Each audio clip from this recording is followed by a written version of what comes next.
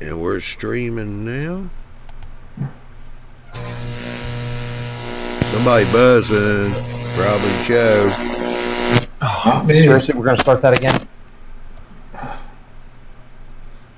Yes or no? Still? I can hear you. Yeah, you're good. Okay. I tell you what, who's going first? You or Bill? Bill. He's the... All right, you're live, Bill. Right now? Yep. Right now, we are live. Hey, everybody. Welcome to the international headquarters of YouTube. Staten Island, New York. Hey, we're coming to you live from right here in my train room. Today's date is October 17th, 2018. Can you believe it? We're already in October. Cold up here in the Northeast, up here in the New York area, we're supposed to go down to 32 degrees. Brian W. says, evening, boys. Oh, hello to you. But yeah, heads up tonight. We're doing a continuation of last month's show. It was Train Room, Joe's Train Room. Last month, we what do we call it? We did call cards. Let me get my paperwork here so we can just go over that before I go over other things. Joe's Train Room, episode number 1. We did talked about preparing paperwork, operating diagrams, card storage pockets, staging trains, both in staging yards and in the visible portion of the layout, how to handle trains left over from previous op sessions. We're going to continue in that mode. This will be part 2 of a 3-part series. And we're going to go into that. And along with Mr. Bill Baronic, the track planner, a.k.a. the track planner. And Joe, let me see if I got this right, Joe. Let me see if I got this right. Joe has his own channel called Central Jersey Conrail in the N scale. I did it. I did it. Yes. Ooh. There you go. And Mr. Baronic is a track planner. He designed this lovely track around me. You can't see it all, but he's done this and he's done numerous others. You can reach him and look at him at www.trackplanner.com. And you can also get in touch with Mr. Baronic. Is this not true? Am I not telling the truth? You can, if you have a question about your layout or something that you're doing, he'd be more than happy to help you and assist you and talk to you about it, And if you get serious, then you get serious, But he's an encyclopedia. He's an encyclopedia. So before we get this show kicked off, here from the international headquarters of YouTube Model Builders, let's go over some homework. Johnny's Train Talk Show comes on every Thursday at 9 p.m. Central, 10 p.m. Eastern Standard Time. That show that Johnny does that's designed so you guys out there can tune in. You can also be part of the panel like you see here. If you have a webcam or a camera attached to your laptop, you can get involved and be a part of the panel and bring up anything that you're working on or join in the discussion. You can also do the Q&A and as well. But that's every Thursday with John, and it's Johnny's Train Talk Show. That's every Thursday at 9 p.m. Central Time, 10 p.m. Eastern Standard. We also have the next Fine Scale Show with Miles Hale and Andy Crawford. The next show will be November 13th. That's at 8. And Ralph Renzetti. Yes, Ralph, a.k.a. the Mudfather. That's on at 8 p.m. Central Time, 9 p.m. Eastern Standard Time. And the next show will be November 13th. And in that show, they're going to start off on working with HydroCal. That's a plaster-based wall. If anybody's never worked with it or wants to work with it, I would suggest you check out the Fine Scale Show with Miles Hale, Andy Crawford, and Ralph, a.k.a. the Mudfather. That's on November 13th. Let's see. What else? Don just gave me a bit of information. Why YouTube Model Builders has been in existence. We're coming into our 5th year. And and we've coming into our 5th year. And John told me that after this video is put away and archived, you can watch it tomorrow. This will be the 450th third video that YouTube model builders has completed and done. Put in work. 403. That's not bad. That's not bad. On the Fine Scale Show, and Lloyd, a good friend Lloyd, a fellow Canadian, not my fellow Canadian with Zenny. He's on the Fine Scale Show. I've just been told, so I apologize, Lloyd. He's on the Fine Scale Show. He's joined in. Well, but getting back to that other late breaking news, 403 videos after tonight. That's pretty good. That's very impressive. I think that's pretty good. You know, Michael Lambertino. Hi guys, how you doing, Michael? Brian W. Staten Island, born and raised. Shout out to SI, bro. I tell you. So anyway, without further ado, let's get on with this show. Tonight's show, October 17, 2018. It's a continuation of last month's show. Joe, if you could break down last month's show, like what we basically went in and did and where we're going tonight. Yeah, so last month we went over all the paperwork in order to get your trains ready to roll. We went over our car cards and way bills. We showed you how to put all that together. Mr. Baronic showed that his car cards and way bills using the Shenandoah software, and I'm using the Micromark card system. And I also went over briefly for you guys last month my use of switch lists. So this month, what I want to do is I want to show you now, what are we going to do with all this paperwork? What do we need to do to get moving down the line so we can start making our movements and making our deliveries? So that's what the plan is for tonight. Well, also, just before you continue, I wonder if anybody out there in the community did their homework. Because there was a homework assignment, if you remember. Oh. If you didn't remember, I will refresh you. I will refresh your memory. Last month, we talked about Bill Baronic. He was writing an article in concert with this show, and it was in the Model Journal. Am I saying that right? The Model Journals e-magazine came out this last week ago, and in that magazine, e-magazine, was Bill Baronic's article on this exact thing, and you guys out there in the community were instructed to read it at your homework. So a show of hands, how many read it? Okay. Anyway, Bill wrote it. There were other fine articles. If you haven't subscribed to the Model Journal magazine, please do. Get a hold of it. They have good articles. This week, our good friend Gino Sharp's in there, along with Bill Baronic and Blaine Mainfield. Keep messing up. Blaine, my good friend Blaine is in there. So check it out, but you guys should have read the article. So go ahead, Joe. I'm monitoring all the important questions that are coming. Okay. Yeah, Andy Crawford said the dog ate his homework. Okay, all right. It's always entertaining with these guys. So let's get started tonight. So the first thing I want to go over with everyone is the concept of track authority and governing of the track. So what I mean is there's a designated area of track over here over my shoulder, and before you can pull that train out on the line, you got to have some kind of authority. Now, there's three major systems of authority that I'm going to go over. There's many more, and there's also, I'm very versed with the NORAC handbook because that's my prototype.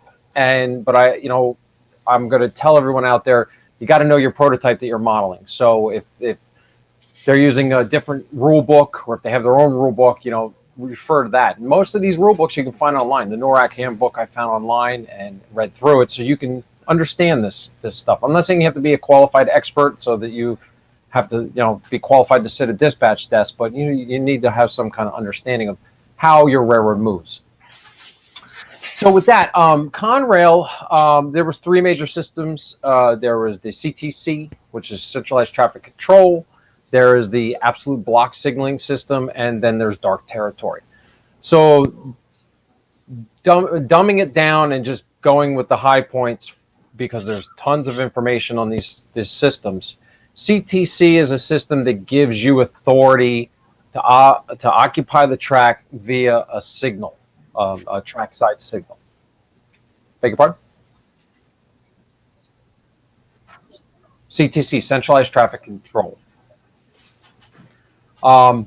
So that signal indication gives you the authority to occupy the preceding block of track. An absolute block signaling system is something where there is wayside signals, but that signal indication doesn't give you the authority to operate that in that particular block. You still need some kind of authority, written authority to proceed into that area. And then what I model is dark territory, and that means that there's no signals, and we work off of a form. In Conrail, we use a Form D. I know other railroads called it Form 19. Some of them called it track warrant. So, I want you to go out there and do the research so you know what specifically was being used. So once you have that authority to move, then you can occupy that track space and then proceed down the line. Now, in a big operating session where you have multiple operators, this is very achievable, and it can be fun if you have the understanding of this, how to use it. Maybe not so much for the single operator. Those of you out there who are deciding to start operating on your 4x8, you don't really have to worry about having a written Form D unless you want to take it that step. But I just wanted to bring that up to everybody's attention before we get going on moving down the line. Because now that we have all of our paperwork and you get your track warrant, then we can proceed on down the line.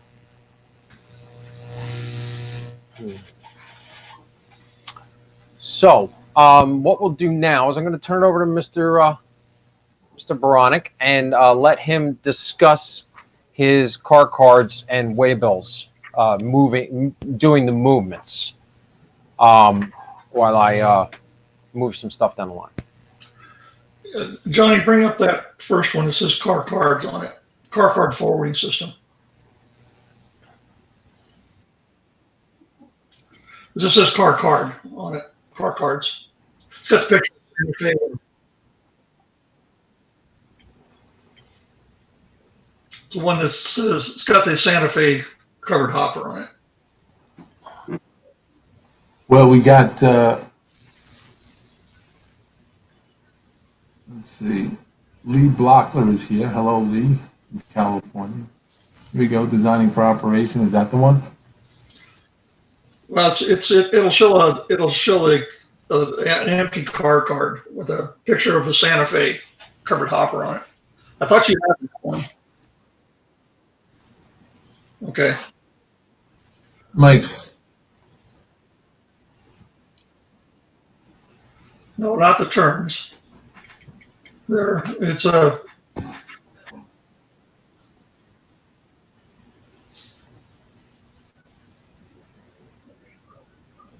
No, it has a picture of a car card.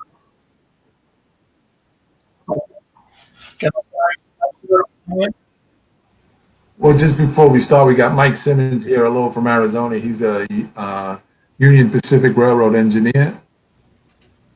Mike G says NORAD calls it a Form D. G-Corps calls it a track warrant.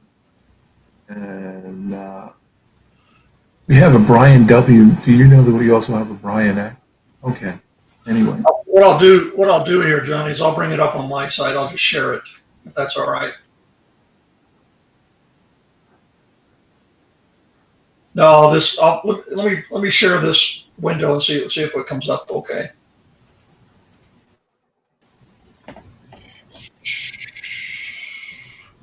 Can people see that? Okay, my fault. My bad on that. Let me step back a second to what we talked about last month.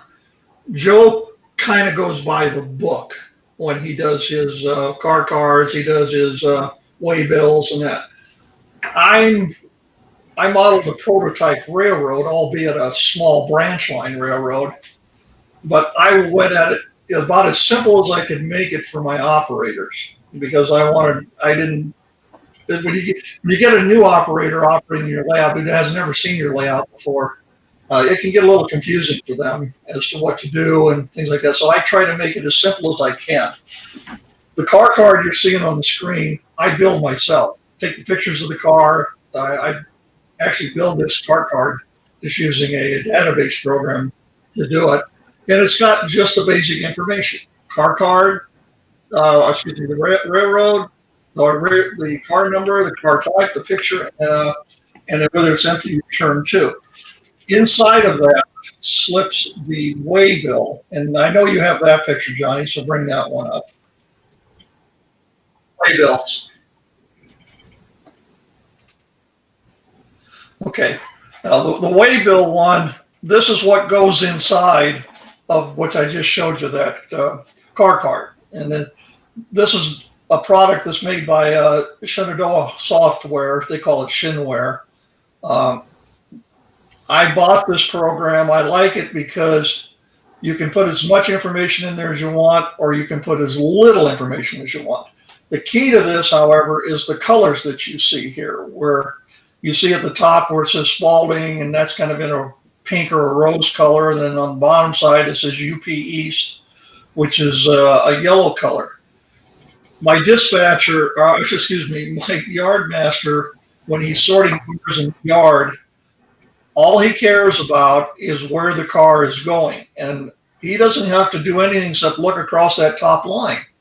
And in this instance, he knows that this particular car, LO, if you know the car coding system, is a hopper, and he knew it was going to Spalding. All I needed him to do was to put that car on a siding where other cars going to Spalding. The operator that operates that train, when he takes that train from the yard, from Lewiston Yard, over to Spalding, yes, then he needs to read this car card, because he needs to know that that is going to Spalding Cement. It was coming from South Dakota Cement, Rapid City, which is just staging on my layout there, and it contains cement there. So he delivered that car to the Spalding cement plant in Spalding there.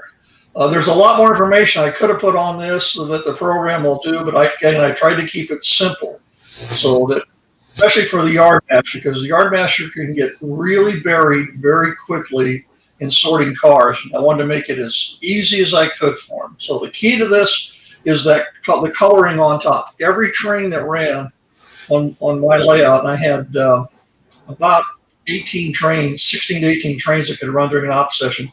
Every one of them had their own color. And so it made it very, very simple to do that. Bring up that running order, and that, I think then it'll all kind of make sense there. Okay. This, where some people will use train orders, timetables and train orders, all I used was a sequential list of trains that run. Now, there's a specific order these trains ran because certain trains had to run before other trains to get cars where I needed them to be if they needed to be picked up by another train. But in this, again, for off session 13, and we were going to run 17 trains that Saturday afternoon. And what I did is literally started at the top, and the yard master has the job of taking care of the yard. Then if I had 4 operators at the layout, I would give the first 3 trains to each one of those 3 operators. They would run that train according to what another piece of paper that would say, and I can probably I may show you that one too when we get a little further along here. But this was the order. Now, the reason I had an afternoon and a morning shift was real simple. After that number 9 train got out and running, and that kind of stopped everything, and I had people take a break. We would sit around, talk a little bit, and then I would change yard masters.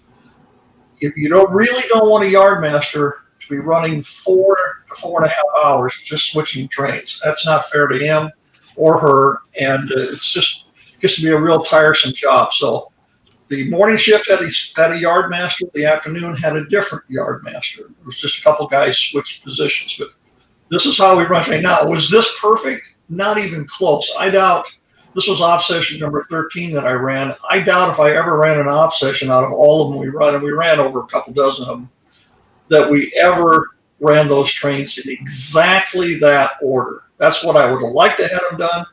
Why didn't we? Different operators operate at different speeds. And when I thought a train was supposed to be done and finished, I find out that that particular operator operates slower than other people do. It wasn't finished. So we would kind of flip around and switch things around and that. But I didn't have any timetables, no sign-up sheets, and that order of trains there would go about 4 hours, but it would go there. Now, bring up the one that says consist types, Johnny.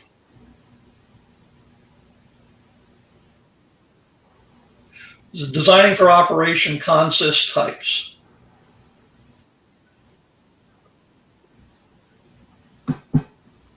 Okay, the one that says 3 freights on it, that's fine. I'm sorry.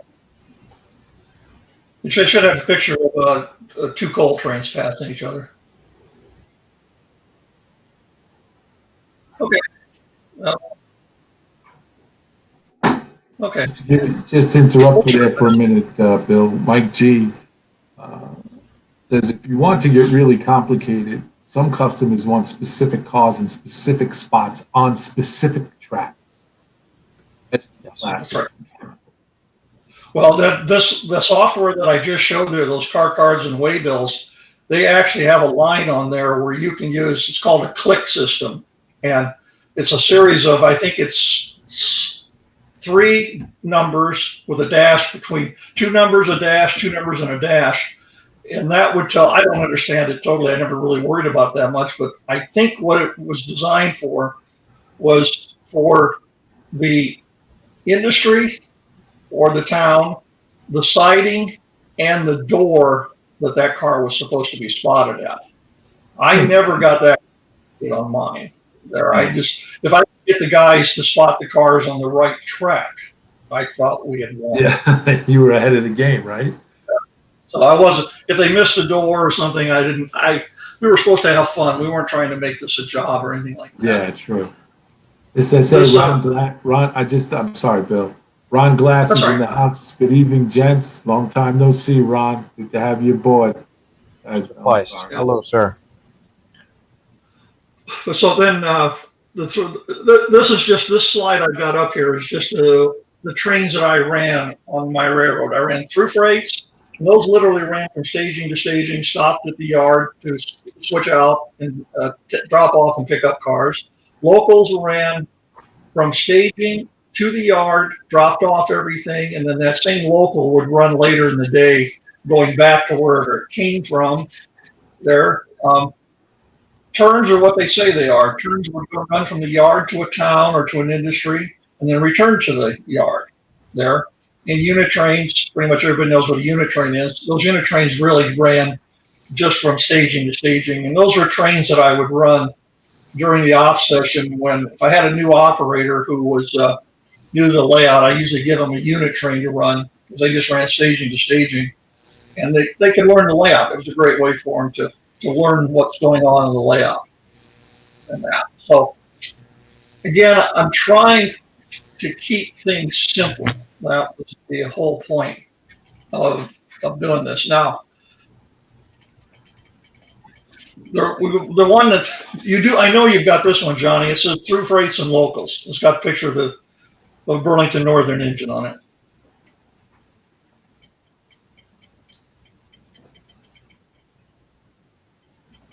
Okay.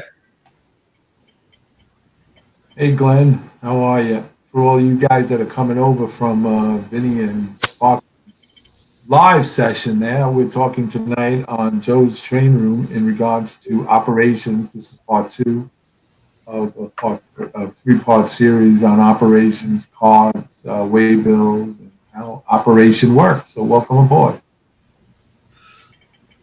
Okay. Have you got it up, Johnny? Oh, thank you. This was, first of all, guys, what you're seeing in this picture of, this was a PowerPoint presentation that I gave to some clubs in Denver, some clubs up, I think maybe the one in Cheyenne I might have gave it to. And that this was a program on designing a layout for operations. So these are just slides I picked out of that particular PowerPoint presentation. My through freights, as I said earlier, ran from staging to staging. They exchanged cars in the yard, and this train had a second class priority. It wasn't the first class priority train, but it was a second class train. The locals, as I said, they would work branch lines. They would drop and pick up cars en route. They would run from the yard to staging or from staging to the yard. But normally, the easiest way to think about it, if they were running from staging to my yard in Lewiston, Idaho here, they brought everything into the yard. They left everything there, and then those cars all got sorted by the yard master to go out to different industries on the layout.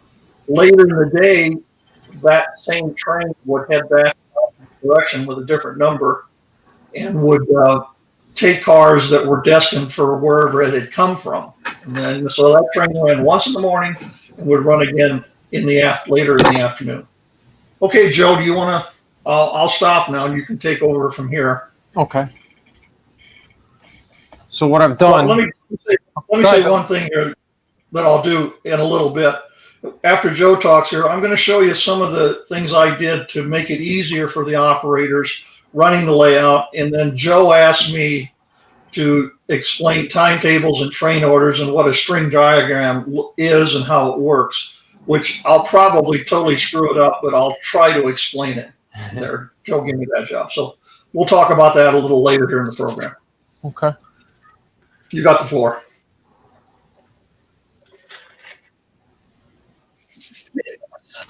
All right, so what I've done is I got my train down here to Englishtown. There's two industries of service in Englishtown, the Agway and the Triangle Lumber, which is over here. Right off camera. Triangle Lumber here. So I got our track warrant filled out, or our Form D. And what the Form D does is it gives you the authority to operate in a certain section of track. So as you can see, I filled it out, the dispatcher, and the time authorized. So that gave me the authority to get down here. Now, once I got down here, I have my switch list, and that tells me what work I need to do. So I need to drop 3 cars, 1, 2, 3, and I got to pick up 2, 1, 2. So the first thing what I did was I got my train turned using the runaround. And I'm getting ready to make my first pickups. And generally what I like to do is I like to pull my empties, especially because of this track configuration here. You got to work it all in one area. So I'll go back and pick up the 2 empties and pull them out, and then I'll make my drops. I brought with me my car cards. So you can see these are the 3 that we're setting out. And then that's the idler car on the back. I'm using that as my end of train. It's got the flashing rear end protection on it. So now that I've made my movement, I had to get the 1 car out of there. I got to shuffle this around. I'm going to go ahead and pull the empties. Cheryl Crow says hello. JT says hi, everyone, to me. Hey, well, JT1 says hello to you, Johnny, as well. Much of the brush model whittling says hello. No questions yet. Everybody's getting this. Everybody read the article.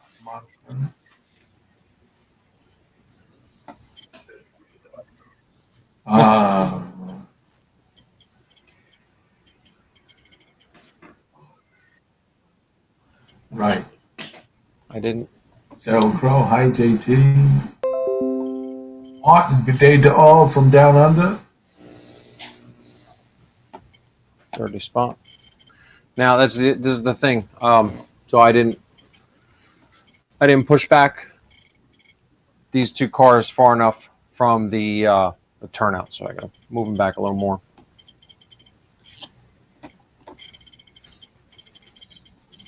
This is where the conductor on the train, if this was real life, would be screaming and yelling and cursing. Exactly. So the other thing, if you notice, when I'm when I'm doing this here, when I'm switching, I'm taking my time. I'm putting in these pauses. You'll see I'll stop the train, and I'm trying to simulate time because we could very easily fly through this switch job in like 15 minutes. But that's what you're trying to simulate the operation. So you got to give the conductor time to walk back, pull the pin. When he's working on the spur, you got to give him time to walk back and release the handbrake or set the handbrake. So that's what these pauses are doing. Hey, Joe. Yes, sir. I have a question for Mike Simmons. Go ahead. Joe, what is that fourth car on the runaround? That? I would believe that would be the fourth car. That's the idler car. And I just broke it. On live television. Outstanding. It's got my Mike Simmons, it looks like you just bought an idler car. Yeah. It's got the flasher on it. That's what the fourth car is. So. Mike G says always check your clearance. Yeah, Mike, I blew it today. I'm not on my game. So what we're going to do here is, if you notice, we're stopping because there is a road crossing here, so you want to give them time to flag. And he's going to call it. It's clear. And we'll push back and we'll pick up our empties. 10 feet, 5 feet. And good couple. Stretch. Good to go.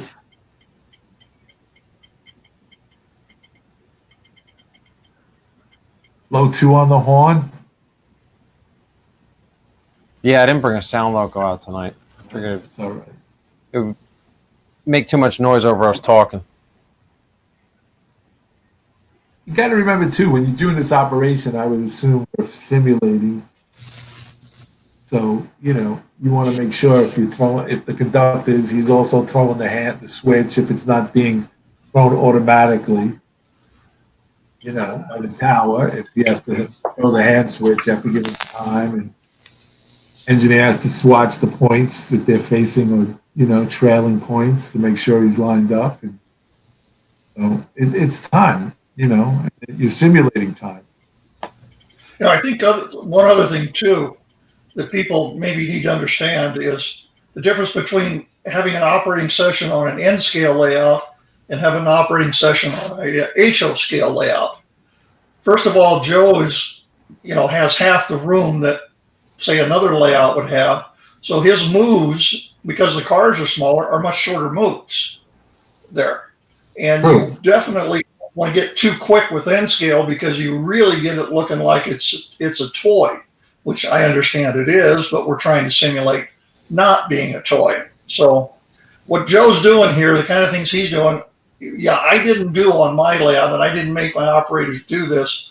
The reason being was I had a much bigger layout than he had. We were doing HO, and I wanted when an operator left the yard with a train to go out to a town and switch it there, I knew that unless he was super, super, super good or super, super, super fast, he'd be gone for a while.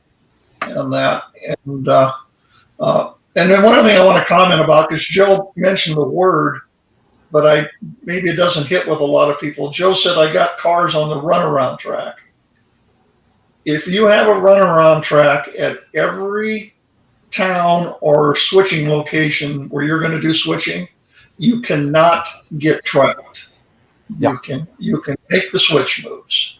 And I think that's a thing that many people, when they're designing their own layouts, forget. They forget that industry they're going to go by on the main line that maybe needs to be switched. They forget to put a runaround track in, and that's really, really important. Yeah. Right, and I'll shut up. The other thing I'm going to key on what Bill was saying is this runaround. If you look, I got 3 cars here, and then I got to leave a break for the road crossing. I can maybe fit one more in down here, and that's it. But that doesn't limit you. You can still make multiple movements to get your train turned around in pieces. So it doesn't have to be a 2,000-foot siding, to get the the effect of what you need. This one's a rather short run around here because of the track configuration. So, Mike Simmons says a 3-man. Go ahead, Bill. I'm sorry. Mike Simmons says a 3-man crew saves a lot for the conductor and brakeman walking, which is true.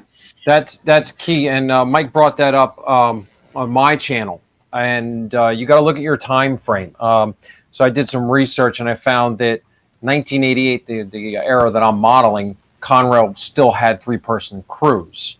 So that means that you have a guy riding on here, and they have one on the ground throwing your turnout. So in real life, it's kind of shortening the time for movements.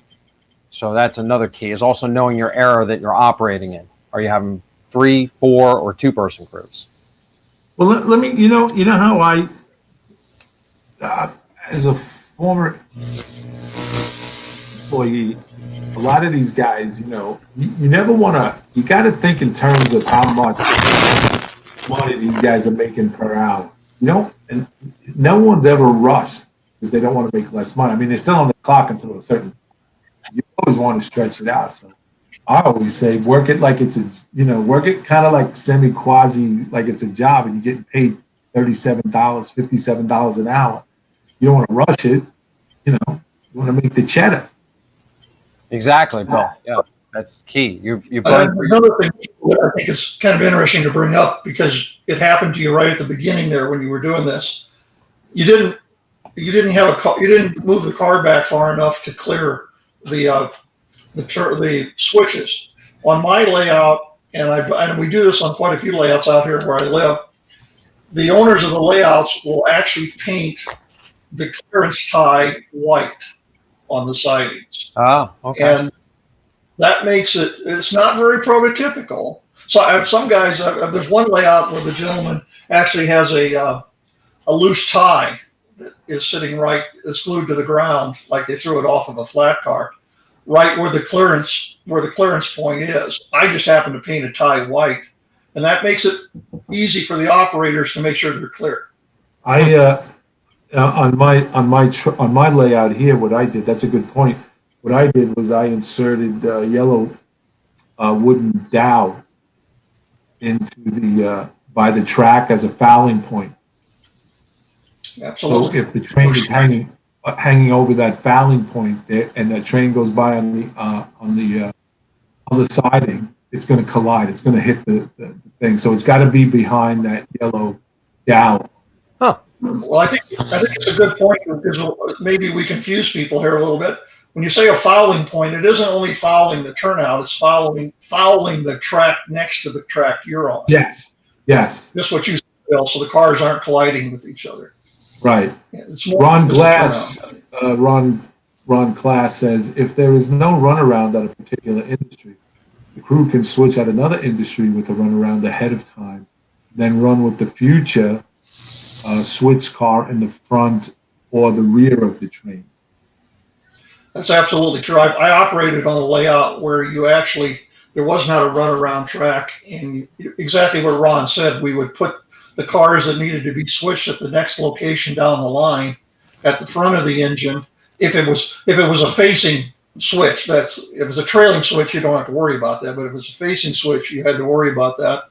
And yes, that's what we did. We'd run a train for 10, 15 feet, maybe 20 feet, depending how big the layout was, with the 2 cars or 3 cars, whatever, in front of the engine, the rest of them behind. Absolutely. Used to do that all the time. Touch of the Brush model weathering says, also with runarounds, a good starting point will be having the distance of a runaround the same length of the amount of cars are used in the industry. Example, if there are 4 car spots, the length of the runaround may start out holding 4 car spots. Well, I think something that gets missed too, that I see people, design their layouts in these industrial areas like Joe's switching here. It's not a bad idea to have one track that's just a stub-in track, and it's called an offset track. And that's a track where If you don't have room at the industries to spot cars because there's a car or two at the industry that is not scheduled to be picked up, this off-spot track is designed so that you put that car there. You'll have a box in front of it that you'll put the car card and waybill into. The next operating session, it's the responsibility of whoever switches that locale to look at the offset and see if there's a car there, and there is. It's probably a pretty good bet the way the operating sessions are set up, to where those other cars are now going to get pulled, so he can take that offset and put it in. The offset has priority over anything that's coming in from the way freight or whatever you want to call it there. And that's another little design feature that people sometimes tend to forget to put into their layouts. Is just a real simple offset track. Yeah. Yeah, Mike Simmons, he says a prototype Union Pacific yards clearance points are 3 feet of rail painted yellow on the sides and a cone in the middle between the ties. Oh. So I was almost being difficult. Yeah. Almost. Okay, so I've made my spots, picked up my cars. So what I'm going to do is I'm going to take these two out of my bill boxes from down here, and these, as you can see by looking at them, they're going back to the yard, which is represented by SA. So those are my empties that are leaving, and then I take my loads that I'm dropping. These two go to Agway. Agway cars are spotted here because this is the door for the box, and then there's a pit here for the hopper to dump. So that's in the proper spots. So I'll drop these in my bill box down here, and that goes in my Agway box. And then this one here is for the Triangle Lumber, and that'll go in the Triangle Lumber spot. So now I'm all set paperwork wise. Everything's all taken care of. And I can just take a glance over my switch list and make sure visually that I've done all my work. And we're all set. So I'm going to rebuild my tray now and get ready to go home. Let me say something, too, while you're doing that, Joe. Absolutely. Something I did on my layout, where you have the setouts, where you set the cars out and then you put the waybills into those little separate boxes there. Mm-hmm. What I had my operators do was when they set a car out at an industry, I had them take the waybill, put it in the box, but turn it backwards so that it was facing away from there. And that way, if another car needed to get switched during that op session around that, at that industry or something, the operator of that train knew not to move that car because it was turned away there. And then what I would do as the owner of the layout was, between off sessions, I would go back through the layout. I would turn those car cards around, flip the waybill, and then it was ready to go for the next off session. Okay. Yeah. It's just a kind of simple way to make sure people don't make mistakes. Yeah, that's a good point. Ron's Trains and Things says, in the case of a turn, industries that are facing point going out can be switched, trailing point coming home. Absolutely. Yes. Question. Yeah. What I used to do on mine, because I had about 5 towns, turns on my layout actually were going out to specific towns, and the operator was pretty much, they were all small rural towns. They would switch that town, and then they might go through 2 or 3 towns before they got to the town they were supposed to switch. But it was another way of making it simple for the operator and getting to run more trains during an op session.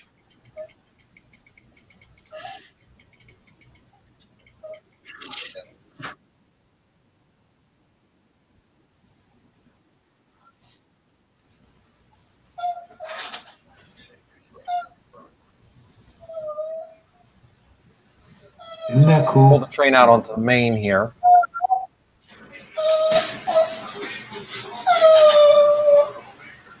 So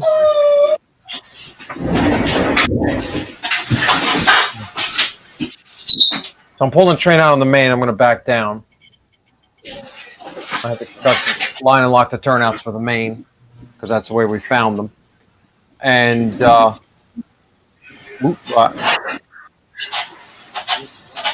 you say Boofa?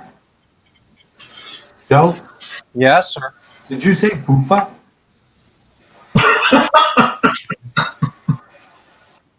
I said, oops. Oh. That was an oops. Oh, Boofa. Boofa. Boofa. Oops is not So a you good guys- word in putting and in golf. What word? Locomotive's being a When he little said oops is not a good word for model railroading and not a good word for golf. true. So at this point now, so before you go home, then another prototypical thing that would take place now is an air brake test. We're not going to go over that too much today. I'll just mention it today. We can go over it in a future video. So that's just another way of slowing down the switch moves before you head on out. So with that, our test is passed, and we're going to head on back to the yard.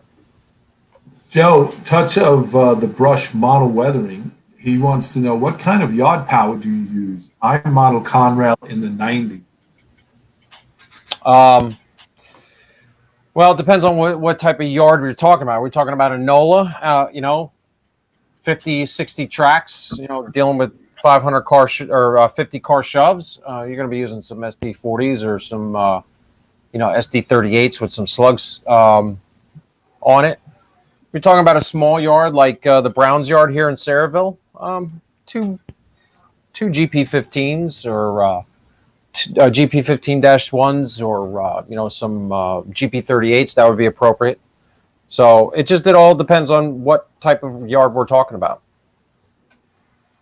Okay. Andy Crawford is replying to Ron's trains and things. He goes, yes, Ron. Also, sometimes you'd have an east and a west local, each switching only the trailing point. Also gives you two trains and an operator's job instead of one. So Touch of brush model of weathering says, thank you, very cool. Okay. So, the type of operations that I'm running here is it's kind of it's a conglomeration of a couple different secondary lines that kind of ran out of a low density yard in Saraville. And there wouldn't be multiple overlapping locals on this type of railroad. So I can't really answer that question or comment on that. So I'm going to leave that up to anybody else. So now, the one thing I wanted to go over is, schedules. So my sessions run with a sequential order. There was no timetable for Conrail. They didn't have, at 9:18 in the morning, this freight goes south. They didn't have that, so to speak. Pretty much they just ran them when the freight dictated it. They did have some scheduled trains, like they'd had designated trailer trains or double stacks that ran on certain times and certain days. So that's how I work. I just run it sequentially, and the way I dispatch the trains out of the yard is by geographically. The train that needs to go the furthest over to Tom's River, that goes out first, and the one who works this area here, he goes out last. And so that's how I run my schedule. I wanted Mr. Baronic, I'm going to turn it over to him because I have a hard time understanding timetables. It just confuses me, and I think Mr. Baronic might have a little better grasp on it than I can. So I'm going to turn it over to him because I know there is some people out there might be modeling the 50s or 40s, and it may be more appropriate for them. So I kind of just wanted to go over it. So I'm going to turn it over to you there, Bill. Okay, Johnny, bring up that one that says string diagram. Before you get to that, Ron's Trains and Things says the prototype I model has a small yard at each end of the sub. The result of consolidation, cars are dropped at each yard for the towns between based on which direction they need to be switched from. And That's Andy true. Crawford asks, Joe, were they all operated as functional extras? I'll take that as a no. I don't know. I don't know how. Functional extras. Okay. I don't This, know. and I'm going to screw this up, guys, because I'll admit to you that I don't use a timetable and train orders. I kind of agree with Joe. If you're modeling in the 40s or back like that, it makes sense. Modern, I don't know that it makes as much sense. What this diagram, and again, I mean, you guys are more than welcome to correct me on this. The colors will dictate what type of trains they are. In this example that I found online, anything that was in green was considered a first class train. The blues were second class. Purples were locals, and then the gold ones were coal or hopper trains. Along the bottom is the times that are there, and then along the left, I'm assuming those were station stops there. As the line goes up or comes down, depending on which direction you want to go here, that was the direction the train was running. Let's take that green line. It's about just a couple in from the left side there. That was a first class train of some type. Two different trains that ran. At the angle the line runs was the time the train run. That was the times it was running.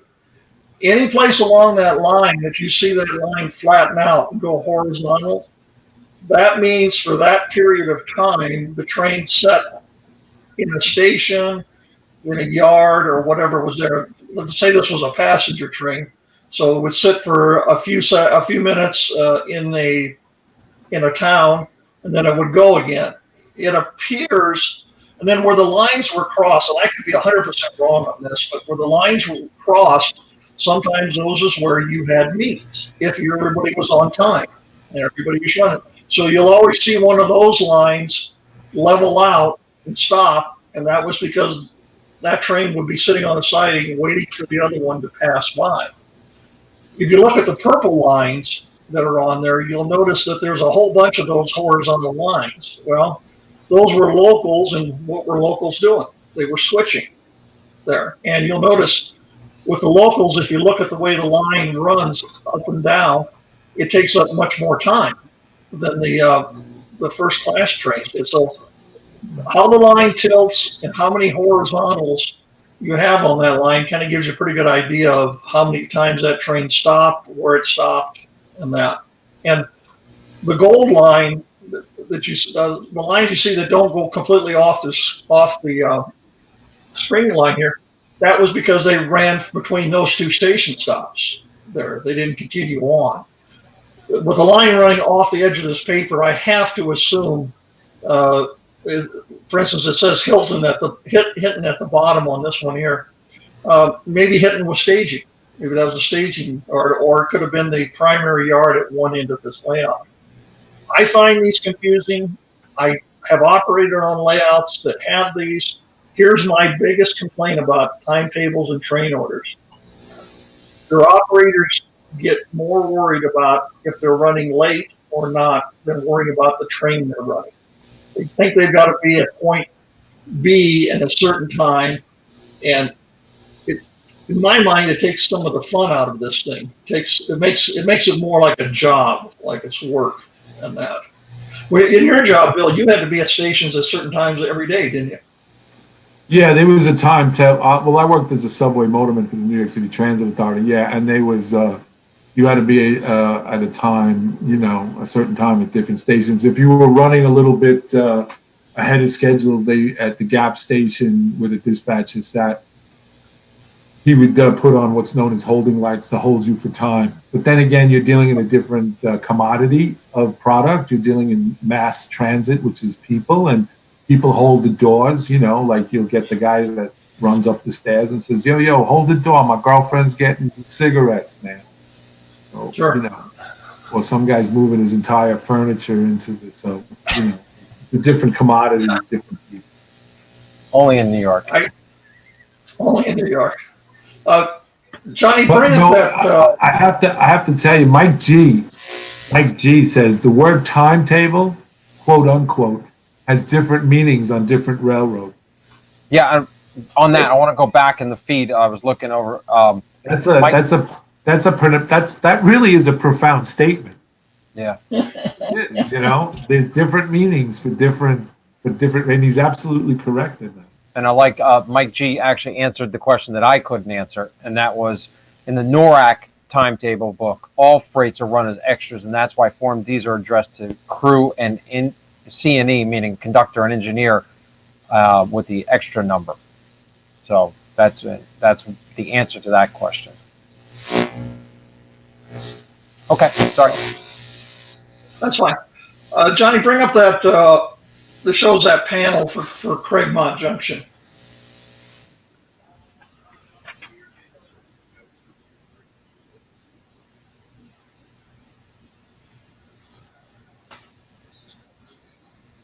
Okay. This was on the fascia of my layout at every town that I had on layout. Like I said, I had 5 towns on this layout. And I had turnouts that were powered in these areas, but only on the main lines. Sorry. Only on the main lines did I have powered turnouts, and they were tortoises. So I would have a switch built into this panel, this fascia panel, for that. But every industry on my layout had caboose industry ground throws. I did not put tortoises on them. Why didn't I do that? Because the ground throws are, in my mind, much more prototypical. And the big thing is it slows the operator down. And the hardest thing we have, I keep saying this in every show I do, but it's absolutely true. The biggest thing in model railroading that we can't duplicate is time and distance. We can duplicate a lot of things. Joe just showed you a lot of things that you can duplicate there about, waiting at a crossing and doing this and that, but you still are dealing with time and distance. So you want to do everything you can to slow your operation down. I found by putting caboose industry turnouts on every one of the sidings, it would do that. And on that Craigmont Junction, there was actually a Montana Rail Link branch came in on that line. There was a lot of activity up in that area there, but this panel was designed more for the operator to be able to figure out what the sidings were, because I had them all labeled and everything. And it was a help. It was a map of that area. Johnny, bring the one up that says Spalding on it. It's got the picture of the 2 industries and the fascia. Okay. This is an overview of there were 4 industries, 5 industries, here in Spalding. You're just seeing 2 of them. You're seeing the grain elevator and the cement plant there. There was another one to the left and 2 more to the right there.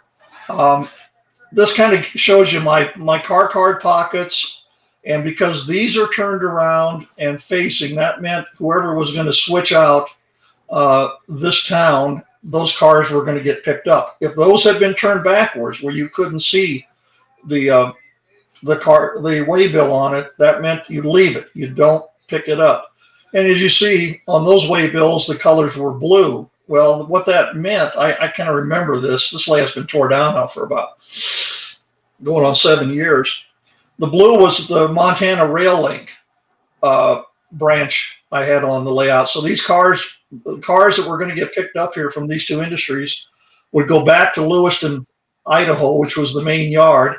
They would get put in a train that was the Montana Rail Link, that would have been the Montana Rail Link East.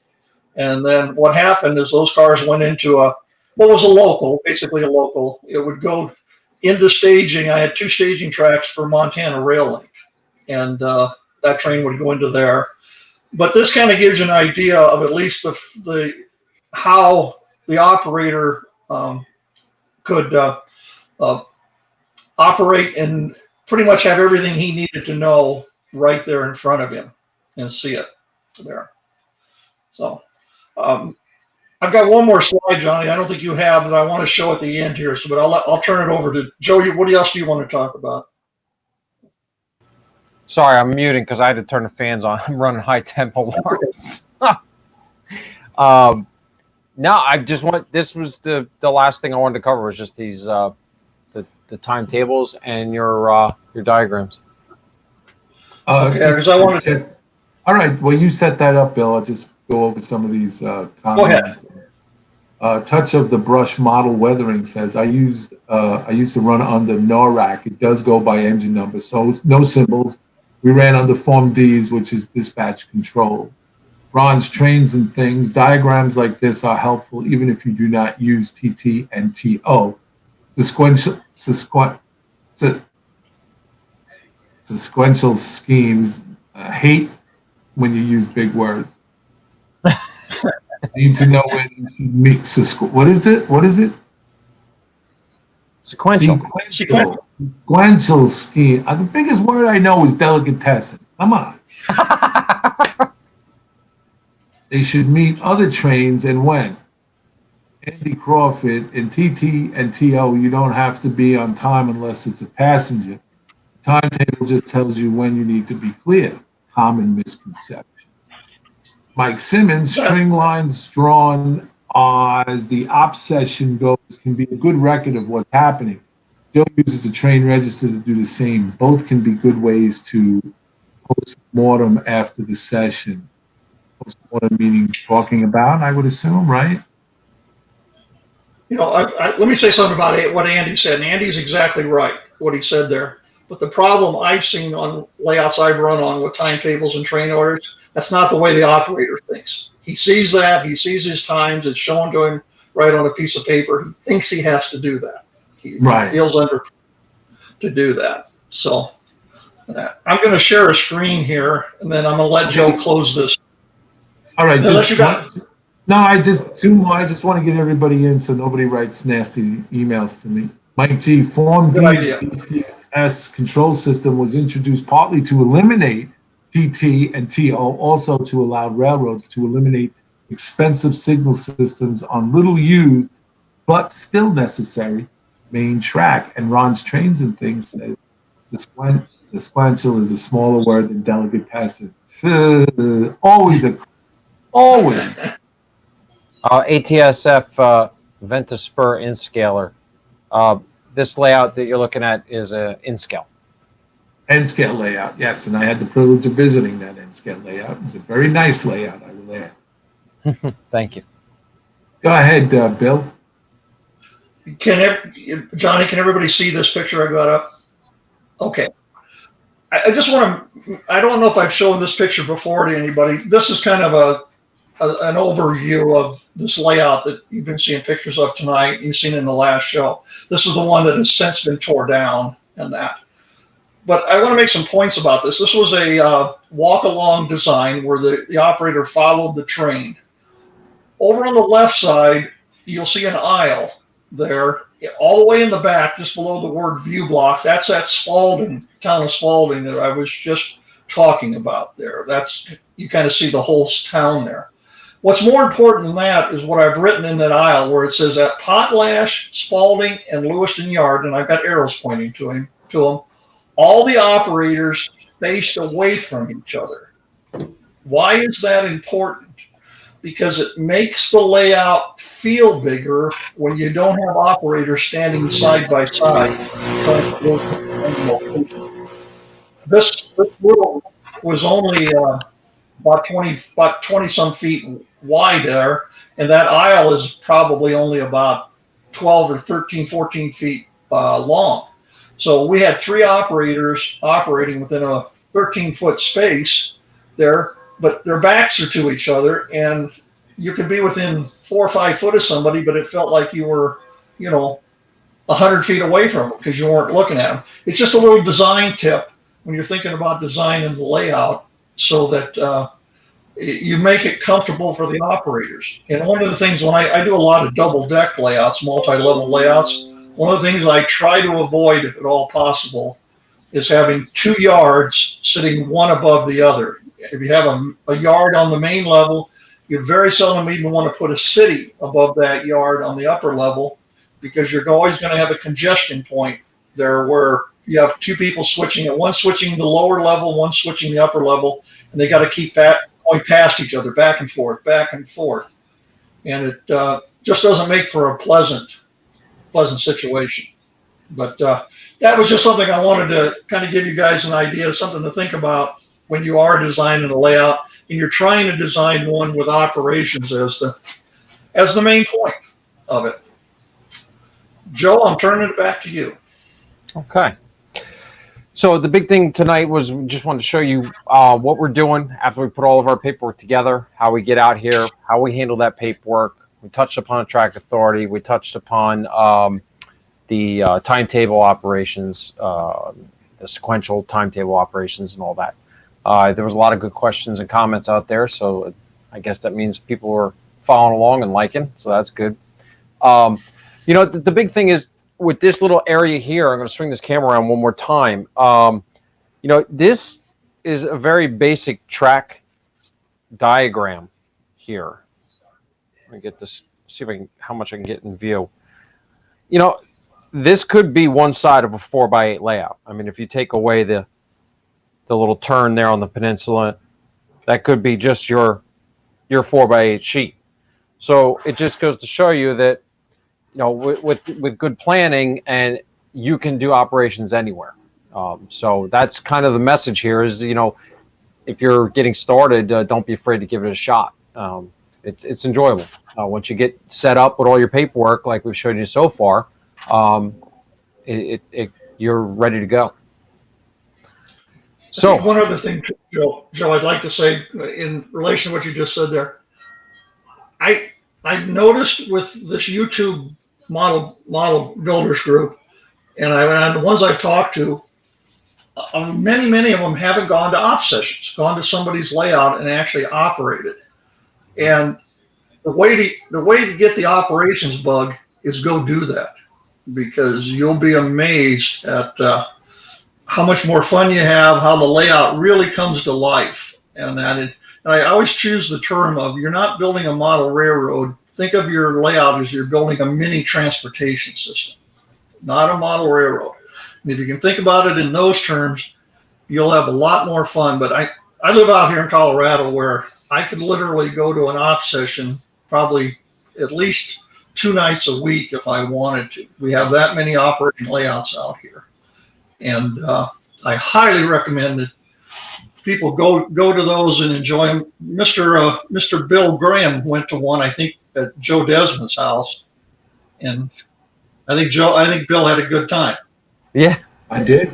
I had a great time. I think the experience was well worth it for my own layout. I can tell you that on this side of my layout, the door is on the other side. I had to walk in and come around the peninsula here. This other side is a 1, 2, 3, 4, 5 track. It goes into the coaling power station, and along here is industry. And I have to tell you that I myself have operated on this and nothing just come, it's like everything else. You come into the room and you start tinkering, and the next thing you know, you start playing. I've actually switched out this thing, which took me 4 hours to do, and when my wife came in to tell me it was dinner time, it was like 15 minutes ago. And I'll tell you, it was worth it. It was relaxing. It was enjoyable. And I would recommend, as Joe and Bill did, to Bill Baronic said that, to get into an operating situation, if you can get a club, or if you know somebody who has get yourself invited, and try it out, because and don't get nervous. It's most of the guys there, trying it for the first time too, and you'd be amazed. How much fun you have. The reason you built that layout was to have people come and operate on it, right? Sorry, it kind of cut out. Say that again. I said the reason you built that layout was so people could come and operate on it. Oh, absolutely. I wanted to. It wasn't just for you. Right. I wanted to enjoy it with other people. And luckily, using social media, I was able to get people involved to come down here, like Bill and some of the other of my operators. But you don't need to do that. And I just want to key in, and I think there's a good segue to advertise for the NMRA is, Get involved in your division. Go out there, meet people who have operating layouts. They see if you can get on one of their extra boards. Get involved with your OPSIG groups. Get involved with RPM, Railroad Prototype Modelers meets. Meet people out there who have operating layouts and go out there and give it a shot. And I'm telling you, once you try it, you're gonna be rather stuck on it. I'll just say that. Mike Simmons says, "Opt to you drop." I agree. Mike G, absolutely right, Joe. On my railroad, they consider anywhere they have one siding as a yard. He's answering a typical. Another question. Touch of the brush model weathering, watching Joe's videos on how he prepares his operating session. I learned a lot, and he really proves his hospitality was well organized. Very true. I have to agree. Glenn McFerrin, I am trying to figure out operations with a yard that I will have about 5 tracks and about 5 industries that would all be grain. BNSF 1982. I'll be trying to get an invite from Joe for like a year now. LOL. Ron's trains and things. I just realized there are almost as many. You're absolutely correct. Mike, Andy Crawford, Mike, all kinds of technology was brought to railroads to eliminate TT and TO. In the absence of good communication, there's no choice but TT, TO. Radios and orders are required. Touch of brush model weathering to Glenn McFerrin. For my cement industry, I'm planning a 3-stub end track for storage, 1 for the plant, and the main line will have a run. So I think that's. Yeah, I'm going to key in on what Glenn was saying about his yard. We will eventually cover yard operations together. So if you can hold out for some time, we will go over it in depth. Well, this was very good. Okay, I'm sorry, Joe. Go ahead. That's all I got for everyone. Well, I just want to say this has been very good. This is quite educational and quite informative. And I have to tell you, it's always enlightening, and it's especially it's always good. My brother was a merchant marine, and if you ever get a chance and you come to New York City, you go down to the South Street Seaport, and they have all the big tall ships there. And I used to go, and I never understood it, understood what the ships were. But my brother, who was a merchant marine, and he worked for years on major shipping things. And he would go and he knew everything there was about these tall ships, And I used to be fascinated because he would tell you what these things are. So this is equivalent to that. It's nice when you have guys who come on like you and Bill, and you know what you're talking about. It makes it like, hey, that's how that works. That's how I figured it out. And the community knows just as much, and they chime in, and it's great having you guys on. Great, I love these. So we have one more show, right? Joe, on this? Yeah, we're going to show. Yep. We have a 3-part series on this, and that next show is going to be. Yeah, we may end up taking this out more than 3 parts. There's still a lot more topics to cover. You mean we're going to take this on the road and do a tour? Absolutely. I like that. I want to travel. I like it. Whatever, as long as we go. But the next one is Joe's Train Room is going to be on November 21st. November 21st. And I think initially, to wet everybody's whistle, we were talking about the concept of time. I think will be the theme for that show. Okay. That's very good. Just to give you guys a heads up, yours truly, Big Bill, who's Big Bill talking to, will have a show on October 30th with our good friends Barry Roger and Mike Dettinger. You may know Barry. Barry used to come around here a lot. Then he got hitched, got married, started a business with his lovely wife, and got an instant family. And him and Mike Dettinger have teamed up to take over the Amherst clinics that go on prior to the prior to the Amherst show. So him and Mike will be coming on October 30th, and they'll be talking about that and what their plans are for the Amherst show, the clinics, and who they have in their clinics and what they want to do, and enlist some of your guys' help out there. So that will be on October 30th this month with Barry and Mike. And then in November, we hope to have another good guest, a new guy coming out, Glenn McBrien.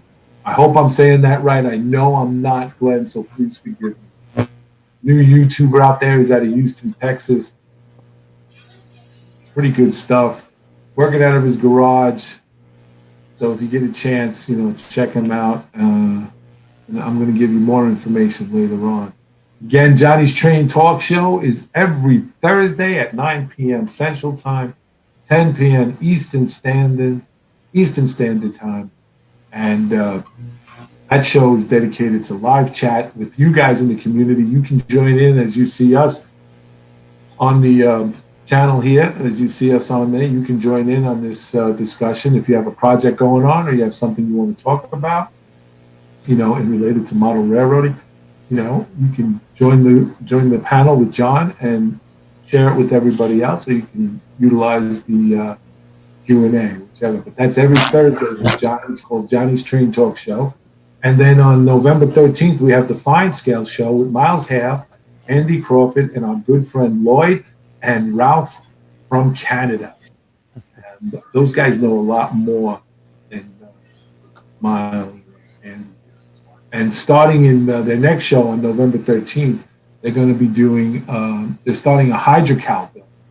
Hydrocal is a form of a plaster, and it's easy to work with. It really is. But if you guys are interested, and I think you should be, you should see that. That's November 13th and stuff like that. What else? Any homework, any reading material? None. The Modeler's Journal e-magazine has come out. It's a pretty good issue. Bill Baronic's article on operations is in that, as well as some other. Blaine Macefield and Gino Sharp are in there as well. They have columns, so go check those guys out and subscribe to the magazine. It's a pretty good magazine, so check it out. Also, one last thing before we sign off here. I just want to give a shout out to a special friend of ours, Todd Walton. For you guys that know Todd Walton, he's Wally's Weathering. That's his channel, YouTube channel. Well, unfortunately, Todd has been laid up in the hospital with heart operation. And was touch and go there for a while. And his wife reached out to myself and Marcel Valor. And just want, if you can, keep him in your thoughts, keep him in your prayers. He's doing a lot better than what he was, but it was touch and go there for a moment. So Todd, we just want to say get well real fast, real soon, real quick, because we miss you here. And we want to see more of your YouTube videos coming up on weathering. And just get well fast, buddy. We appreciate you. We love you. And God bless you. And with that said, I want to thank Joe and Bill Baronic for being a part of this. We got Joe's channel. Check out Joe's channel on YouTube. It's Central Jersey Conrail and N-Scale. And we have the Bill Baronic, who is also known as the Track Planner. You can check him on his website at www.thetrackplanet.com, where he does custom designs. You can also email Bill if you have any questions about a design you're doing. He'd be more than happy to help you out with it. And once again, man, the myth, and the legend, John, working behind the scenes. You don't see him. We hear him.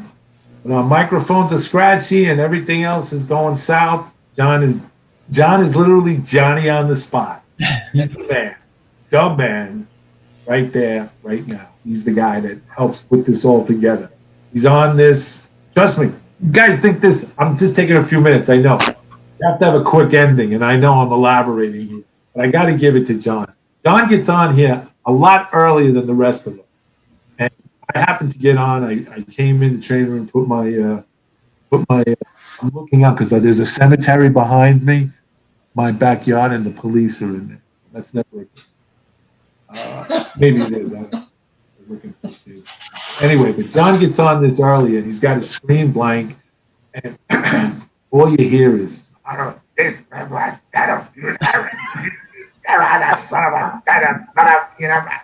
I'm sitting here and I'm listening to it. I'm like, man. And then I get on the screen and I go, John, everything all right? He goes, yeah, we're ready to go.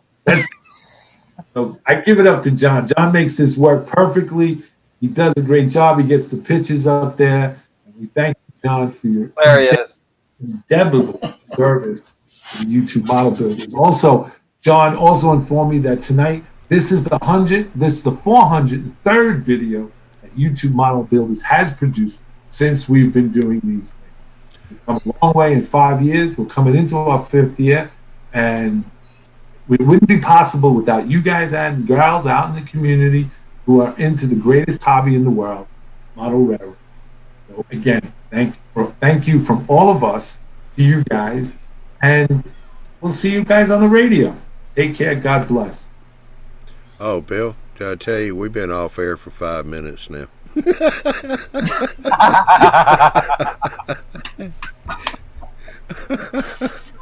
No, we're fixing to be off air.